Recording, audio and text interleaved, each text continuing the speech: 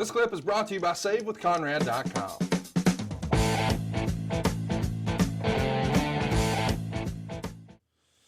Do you know if anything changed in regards to WrestleMania as a result of this show? We famously talk about plans change, Conrad, and occasionally that is the case where it looks like we're going left and we wind up going right because this happened. Do you remember anything on this show in particular happening that changed what may or may not have happened at WrestleMania? No, I really don't.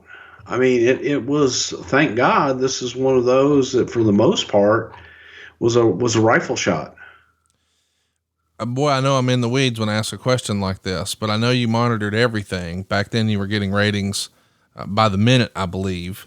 When you see the rating come out like this, does that affect the way you format a show like WrestleMania? As far as, boy, ratings are really high for this, or they're not as high for that.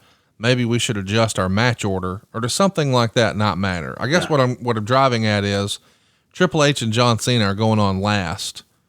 Would a rating here have impacted that one way or another? Not even in the least. Okay. Not even, not a pimple on an gnat's ass. I'm asking because obviously everybody wanted to know, what's the big belt? What's the A show? Because for years and years, people said, oh, the A show's Raw, the B show's SmackDown.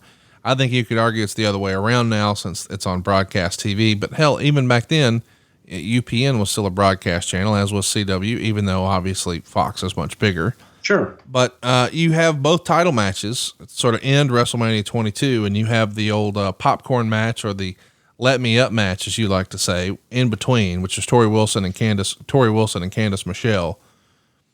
Ray, Randy Orton, and Kurt Angle are third from the top because of that Playboy match, and then Cena and Triple H finish.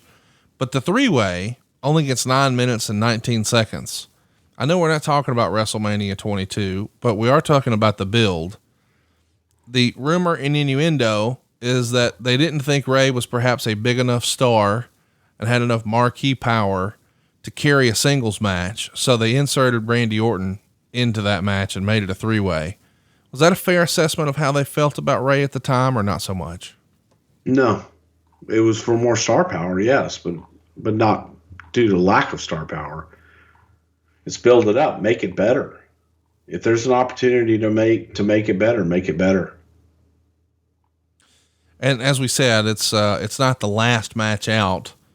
Is that big of a deal? Who goes on last when it's WrestleMania, in your opinion? It really depends. I don't think that I think that when you look at the show, and if you have a good performance in your slot, every slot has an opportunity to steal the show. Unfortunately, the show draws a 3.2 rating, which is a record low for Saturday night's main event.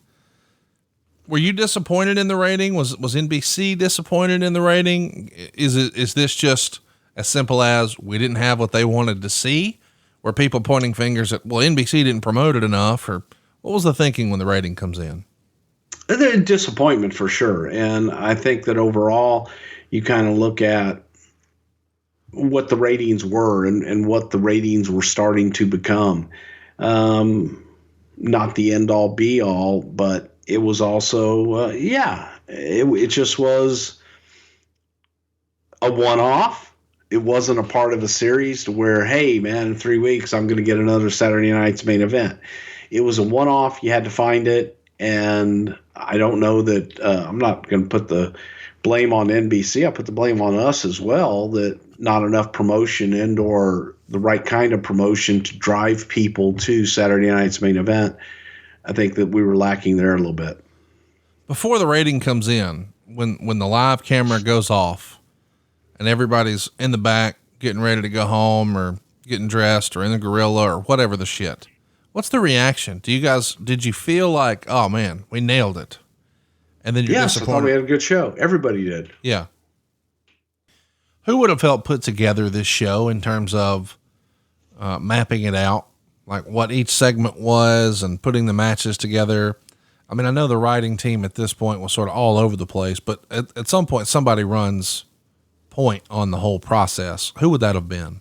Well, Vince always runs point on it. It was, through the writing team, and Stephanie was head of the writing team at this point. And you had, myself, you had Michael, Brian Gewirtz, Ed Koski, Dave Kapoor. There were quite a few in there. The show layout and format, I think, is really, really well done. Wouldn't you agree? Well, then I did it. I'm just saying, if you go back and you watch this in the context of it being sort of an infomercial to buy WrestleMania, everything went somewhere and everything was entertaining.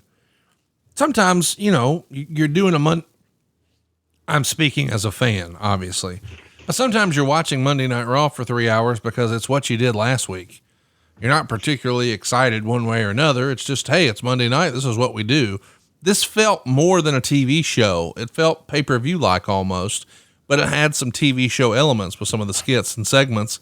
And I don't know, I thought it was a really quick show. And when you get to the end of the show and you say, man, that flew by, that to me means, hey, they did a good job formatting the show, because I'm done and I'm happy. And I kind of wish it was a little more.